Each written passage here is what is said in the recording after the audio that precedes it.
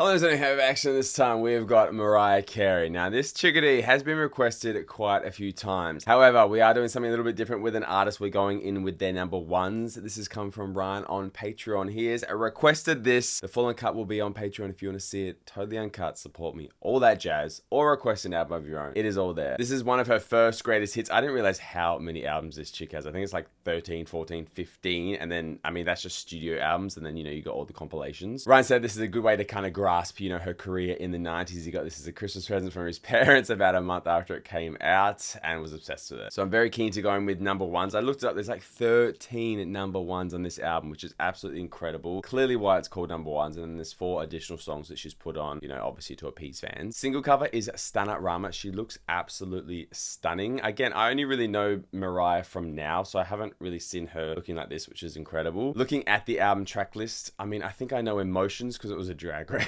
It's like Sasha Velour's Rose moment. I'm sure I will know some of the songs going through, but nothing really stands out to me. So I'm very keen to go in with it and just, I guess, vibe the ones I don't and then see what she's all about. Mariah, like a lot of the 90s chickadees who were super, super popular, were just never people I got into. So it's always fun now going back and, celebrating them with you guys and, finding out more information about them. So as we go, I'm going to say it, but let me know what the songs are about, all that jazz, all the information, what was going on, in terms of the songs, because obviously these are all number ones at different times of the 90s, I think. Oh, we're gonna need a big one today. Boom.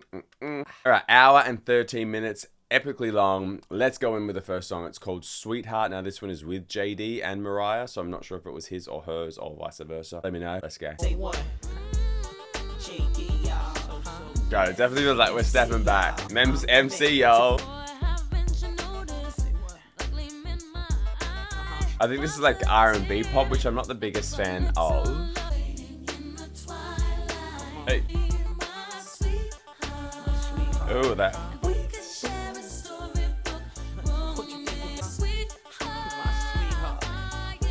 What's going to be wild is that every single one of these songs went number one, which is just insane.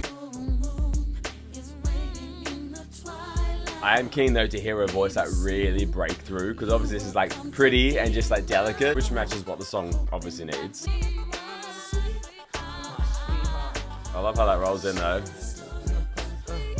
Not the biggest fan of him being on the record.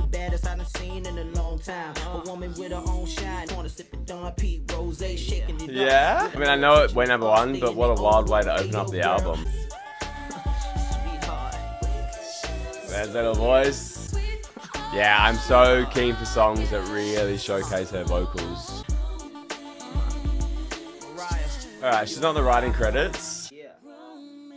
Yeah, I mean, it went number one, so I can't dispute that it was popular. Not a song I'd race back to. Probably not the strongest opening for an album either, to be honest. Again, I know they're number one songs, but whatever. They're still going to be critiqued by me. What I also just remembered is that obviously she does, the Christmas song, but I didn't know she actually wrote that. I thought that was a cover, it just became popular, which is very impressive. So I'm going to be interested to see which song she has writing credits on. And obviously, I'm only going by Apple Music. It's not always the most reliable, but it's all we got. All right, I'm keen for it to definitely pick up and get a lot better than that song. The next song is When You Believe. Now, this is from The Prince of Egypt. I'm going to guess it's a movie, and it's with Whitney Houston. So, yeah, I'm going to guess it's going to be pretty epic. Let's go. Yeah, very theatrical movie vibe.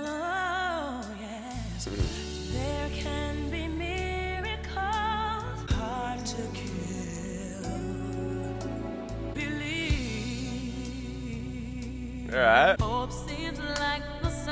It's definitely very pretty and easy to listen to. It's just like, yeah, okay. Is that Whitney behind her?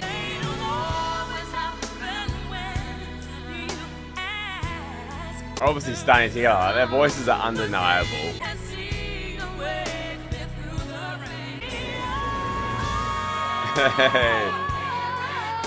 Yeah. They're inspirational.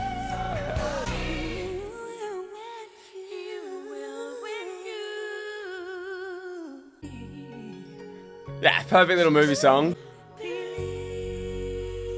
Very pretty. Like I said, obviously stunning. Very, very pretty. Their vocals are nice. It's definitely that credit rolling song. Again, while very pretty, you'd love it in that moment. This isn't the type of music I'm going to race to, so it's going to be a hard struggle because obviously I want to vibe it and see it, and I don't think we've gotten to the nitty gritty of what I'm looking for from her yet. I get all this pretty voice and this very smooth and sultriness, but I guess I just want to get a bit more like, I don't know, like I just want to move a bit. I just want to be here to sway into this type of stuff, and we may get there and we may not. However, it's still nice. I'm still appreciating it. It's just not my vibe, a Rooney. The next song is Whenever You Call. Now, this one is with Brian McKnight. A lot of features, which is wild. Let's go.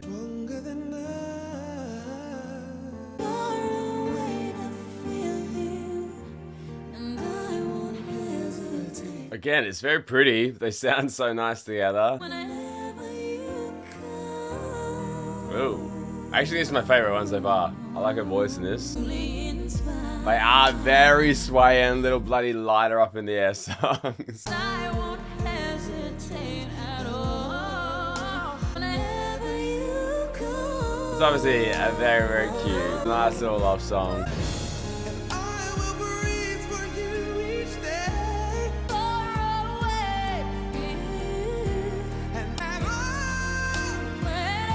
Yeah, I like them together.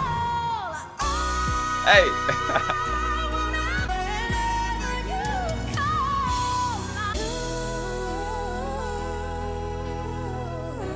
Hey, she's on the writing credit there. Very nice.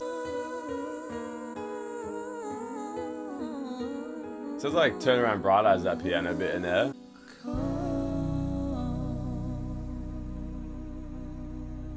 Yeah, very nice. Definitely my favorite one so far. Still obviously in that very sweet, cutesy, lovey, very theatrical kind of vibe. And maybe that is her vibe, and maybe I'm looking for something that she's not going to give me, but definitely my favorite so far. Next song's My All, I'm Keen, because it's a solo song. Let's get into it, Mariah. Let's go.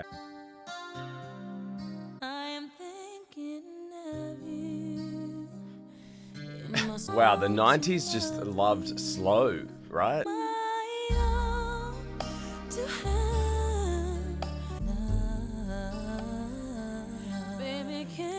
I mean, yeah, the voice is stunning. The songs are definitely like fully fledged as well. That's what I miss from the olden days, like just really giving you this story. Hey. God, this would have just like, if you're going through this at the time, you'd just be like dying over this on repeat in your room. That's sad. Production's stunning as well.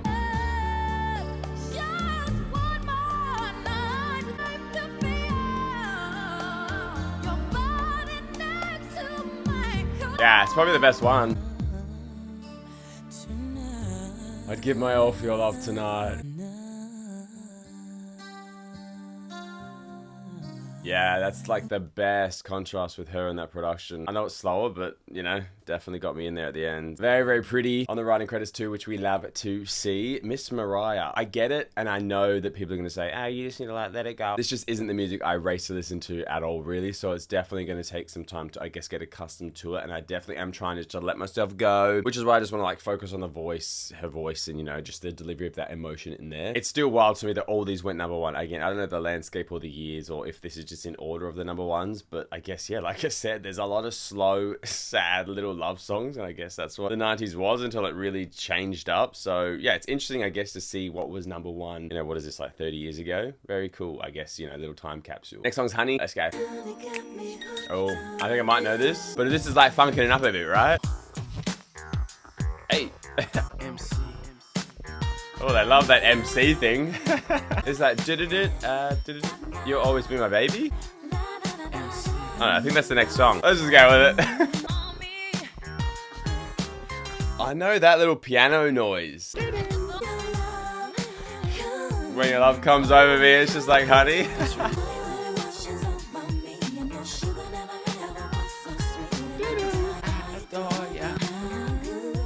Is this like a little sexual innuendo? Funky beat underneath.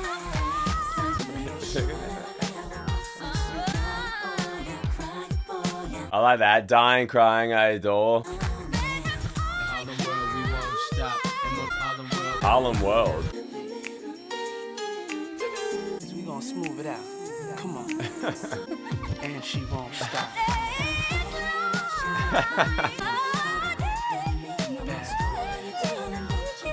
Obviously, very long, like 5-minute mark.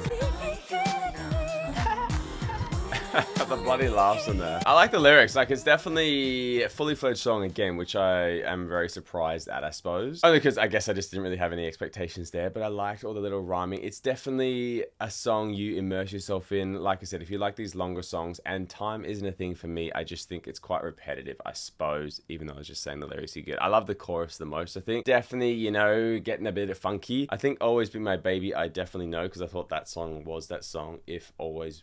And you always be my like, if it is, this is a banger. If not, that song is a banger, and I'm sure this will be too. I also was thinking, while these are number ones, you know, people are going to love them. I don't know if it's going to be the best representation of her music, because a lot of songs that I love haven't ever been released as singles or hit number one. So I suppose this is just, I guess, showing a highlight of her, but I don't necessarily think it's going to give everything that she possibly could. I'm sure you guys are going to say there's so many better songs by her. However, we got to go on. Number 6 is here. My favorite number is the best song on the album. Let's find out. It's called Always Be My Baby. I may know this. Let's go. Okay, maybe it's not the song I thought, which sucks, but we're gonna just go over this. Oh, it is. Cut the intro, girl. Let's just get to it. Oh, this is a banger. It's way slower than I remember the vibe. You'll always be my baby, even though we're not together. This.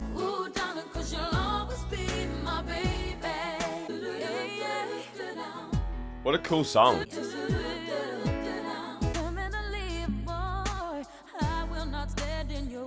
I like this. Yeah, I love all the vocal layering.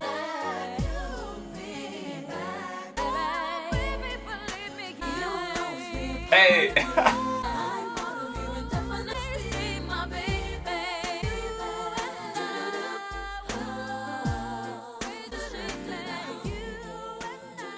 I do like that song. I do enjoy it. I love the vocal layerings and things like that. I could definitely see why people love her. She's definitely not my, you know, like a gay icon that I know she is for a lot of people. However, it does feel very 90s, very like, you know, that slowness. We can still appreciate it, still get why she is so big, because if you love this type of stuff, it's absolutely just so heartstring pulling. I think I love that one as well because it's like a breakup song. So maybe I'm just more of a breakup dude rather than all these little soppy little love songs. Next song is One Sweet Day. Now this one is with Boys to Men, who I know were pretty big in the 90s as well. Let's go. All such incredibly long songs, which is wild now, I guess. I know I get crucified, but this is just kind of like boring. It's just the same very drawn out love songs.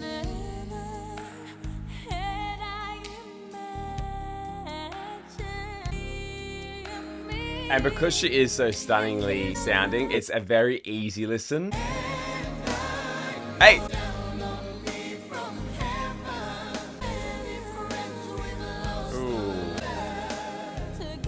That's cute. I'll wait patiently to see what happens. I thought Boys to Men were more like rappy. They sound quite like sweet as well.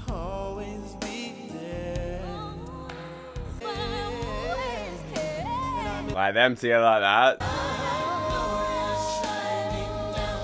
The choruses always hit.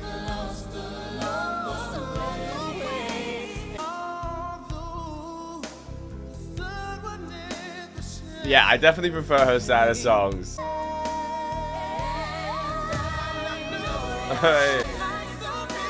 Yeah, that's stunning.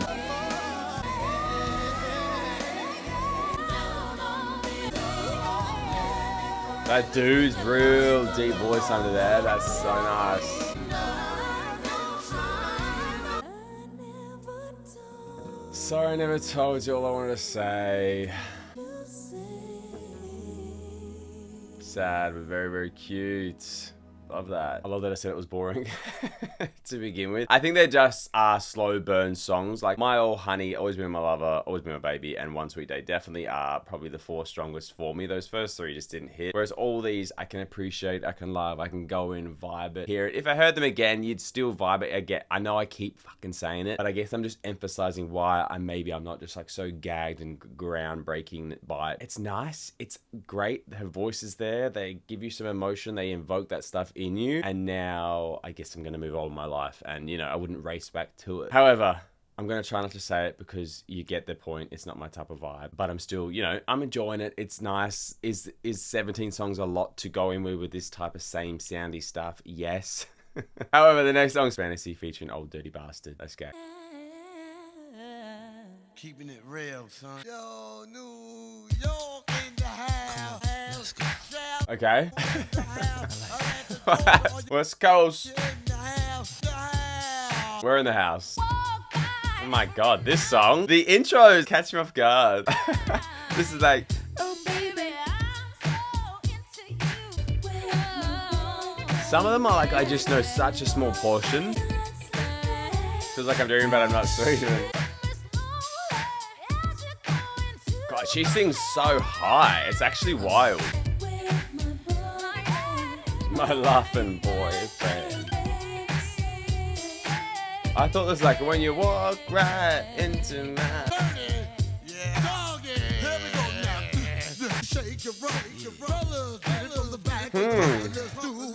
I can't get over these collabs. It's so contrasting. Like obviously I prefer just her singing.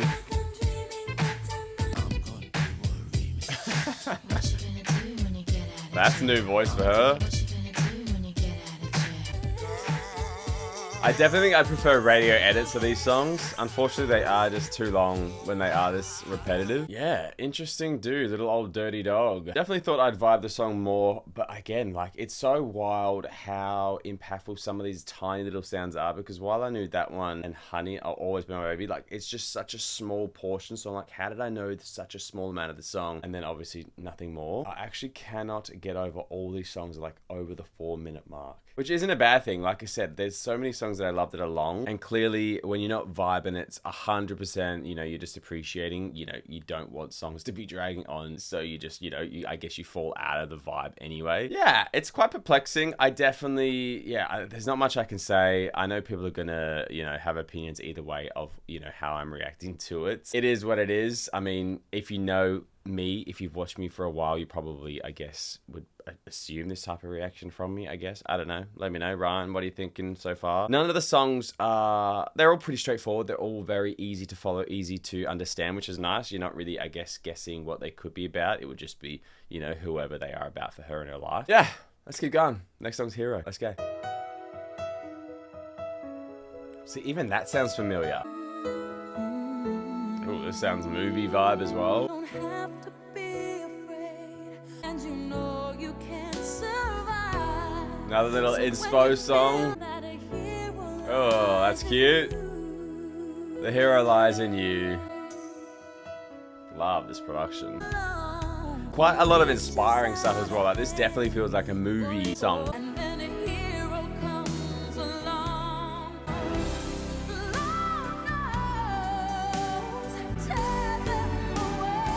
I love her voice in this song. Hey! Such awesome flow-ins.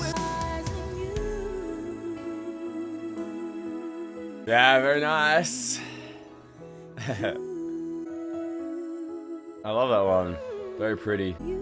I like how straightforward they are, in terms of lyrics, because it just gives you a chance to absorb her vocals, the production, and just let yourself get immersed. And while that's an over, 4-minute song, it's just so captivating, so beautiful. You fall into it. You just, I guess, it's quite impressive listening just to her voice and focusing on that, and that's what I'm doing more. So just with how effortless it sounds, and obviously, she's singing crazy wild high. Yeah, definitely a very impressive artist, and I love seeing her on the writing credits too. Just really, this is what an artist is, someone who can write, get in there, sing it, feel it, and convey that, emotion. Next song is Dream Lover. Let's go. Hey, there's a little whistle. Oh, is this the song. I think I've just combined a few of her songs all into one, so that's fine.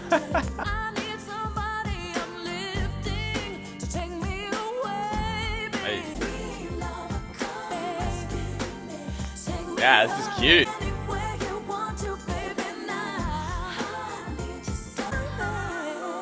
See, that's wild. You would not even think that's a voice, that whistle time. So cool.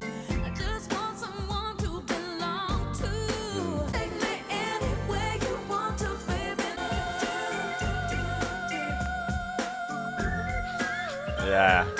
Voice. I love the doo-doos. It's almost similar to the other song.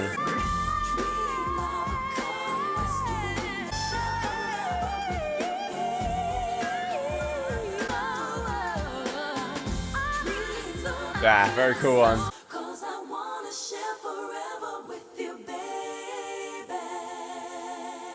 Very nice. Definitely one of the cooler ones. Going down that pop Rudy that I love. Very cool. Like I said, I think I've definitely heard snippets of these songs that I've recognized, and I guess I've just combined them all into one song. Very nice. Love hearing that whistle tone again. If you didn't know she could do that, you'd just be like, oh yeah, that's just, you know, a random sound. But so cool. I love just how immersive it is. Like there's so much going on, which is, you know, so great to listen to all at once. But I definitely think a lot of these songs would take, you know, multiple listens to really grasp how much production and how many vocal layerings and all that have gone into it. Definitely a fun one. The next song's I'll Be There featuring Trey Lorenz. Now this is live at MTV Unplugged, so crazy that a live version has got #1. Let's go. Oh, is this a Michael Jackson song? Unless it's her song.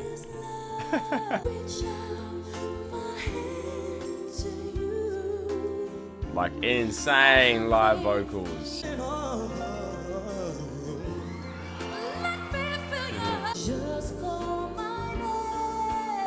Again, another pretty love song. Just explains it all so easily, so easy to follow. Hey. Oh, that was him. What the hell? Yeah, I love the lyrics and the sound, the vibe.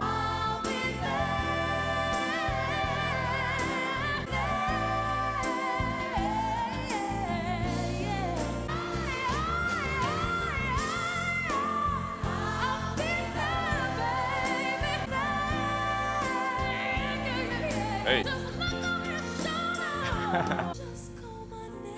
I love that. Relatability as well. Like, I'm sure we've all been in that position with someone.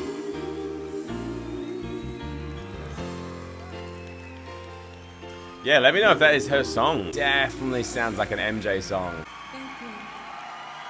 I wonder why she chose to do it live as well, you know, for the album. And did it go #1 as the live version, or did it just get sung live? Obviously, let me know the information on that song. I'm very intrigued to see, you know, the reasoning behind that. Next song's Emotions, which I think I do know. Let's see. Let's go. Or maybe Emotional is by Whitney Houston.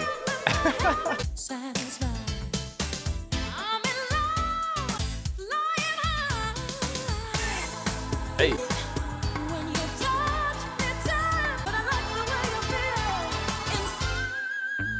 Hey!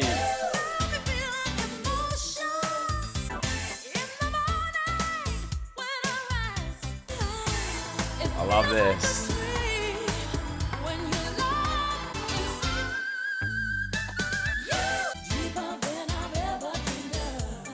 I love that lower voice she does.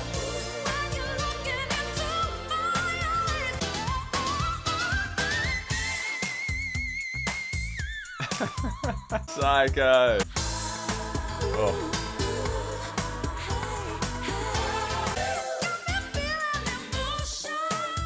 All the voices, oh my god. Definitely the best song to show this off.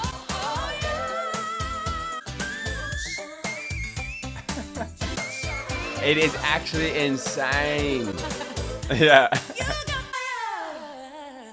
Oh. Oh, I love the laugh. It's so perfectly timed because it's like, all right, we get it, girl. You were just doing it the most. But obviously, you know, the best was away. Absolutely one of the best vocalists, you know, of the 90s, or I guess, you know, of all time, I suppose. Love that song. It's definitely not the RuPaul finale song. That's Emotional by Whitney Houston. However, I think it's okay to get them mixed up. They are both obviously great vocalists. Love, probably one of the best on the album so far. Definitely guess, yeah, like I said, it showcases her voice incredibly. The amount of layering in there is insane. They definitely don't do that anymore, I guess, to this extent. Love that. I think the next song is the last number one before we got the brand new songs. It's I Don't Want to Cry. Let's go. We can make a million promises, but we still won't change.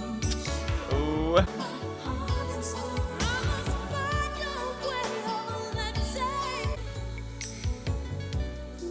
Love the sound, like this vibe of it. Quite different to the others, which is nice.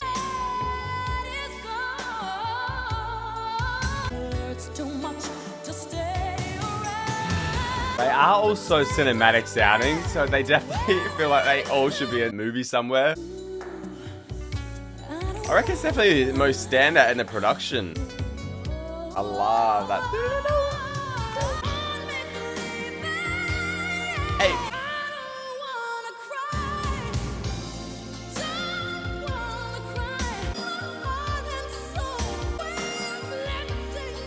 Yeah, so much little growling in it too.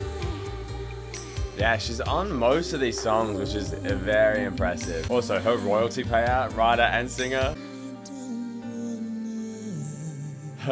Jesus Christ, 13 number ones. Absolutely incredible. Obviously, she's got the longevity, so, you know, having that, I mean, I don't know how many number ones everyone has. She's definitely got to be within the top 5 chickadees who have this many number ones. So, you know, she's got the advantage of time on her side. However, it's still a very impressive feat. 13 number one songs. While, again, it's not stuff I'd race back to, you can't deny how great it is, how incredible it is, and it does go by quite fast in retrospect. You know, now that we're here after 13 songs, I'm like, yeah, like, there's not a bad song, really. Nothing is intolerable to listen to. Nothing you're like, oh, that's really bad. There's just some songs that don't hit as hard as the others. And I suppose that's to be expected, you know, for them all going number one. There's going to be something about them that, you know, was popular at the time. Very keen there for the next 4 songs. Someday is the first song. I'm pretty sure this is not a number one. Let's go. I Don't Want to Cry was a nice wrap up. This already feels like a new opening. I suppose these are going to be like where she's at the time as well in her career.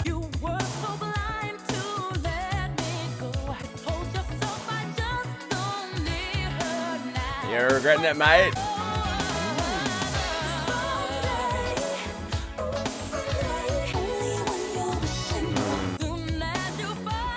I like this. It sounds more 80s though to me.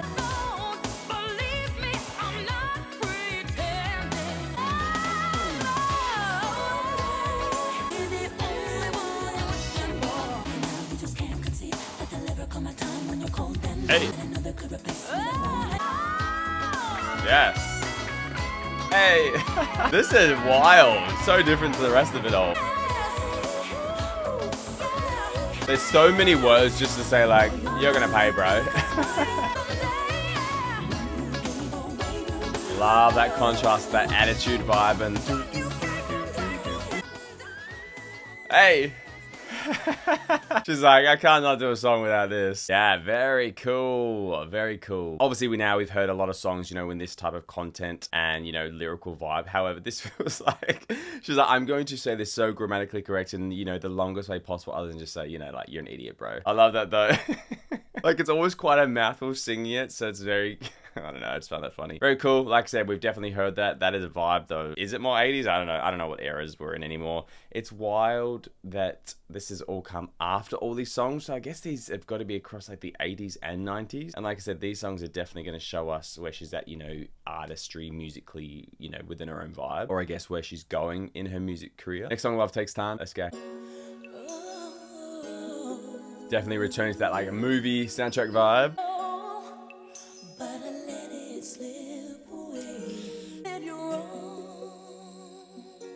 Ooh. So it's like the other side of her hurting someone. Hey.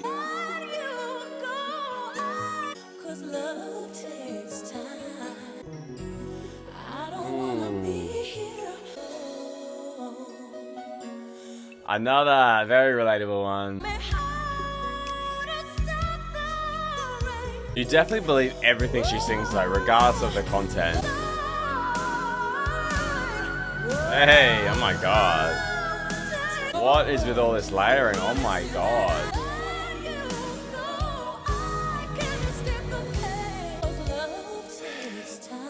Stunner.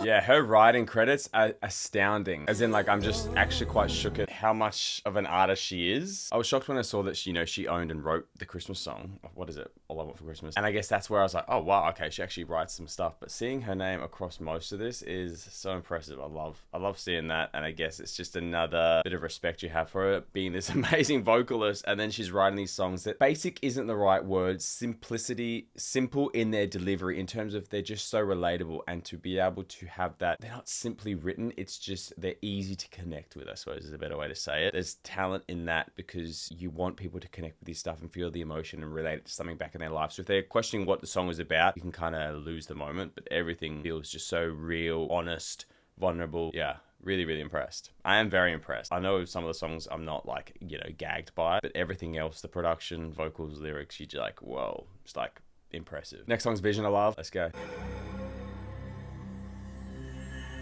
My god, that gave me tattoo vibes for a second there. How are these 4 songs some of the best on the album? Alright, let's go. Okay, I thought it'd be way darker and dirtier.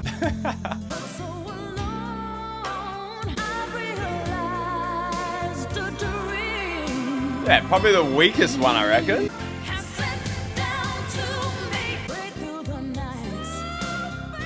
Yeah. Jesus, that whistle tone is insane. Cute.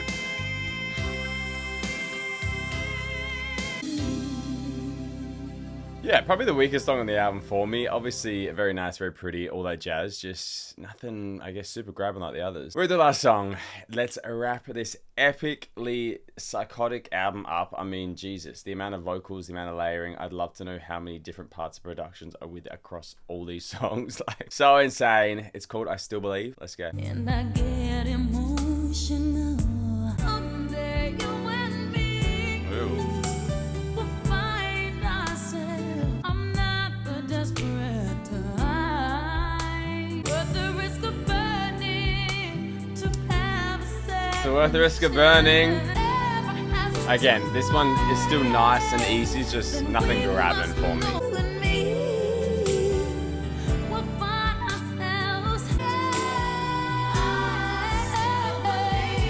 Definitely sounds a lot deeper, like in terms of even those longer notes too, which is cool.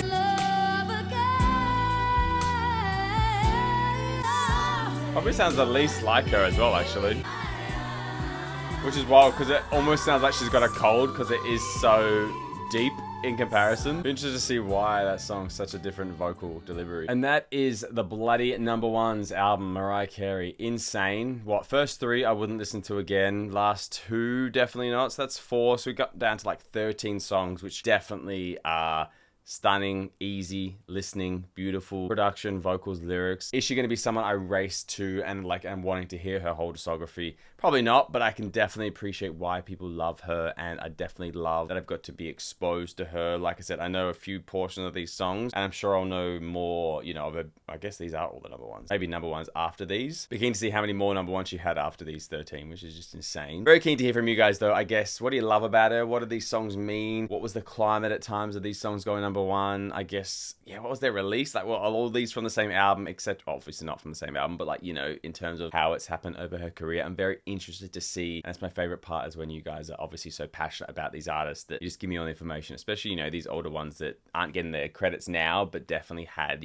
so much going for them at the time. And I suppose, she's in the same realm, like, the Kylies and Madonnas, people who still stood the stand of time, and she's still spoken about now. I guess not hitting #1s, but, still very well respected and things like that. I mean, all I know really about her, in terms of pop culture is the New Year's Eve, sound thing. But yeah, I mean, that's just now insane.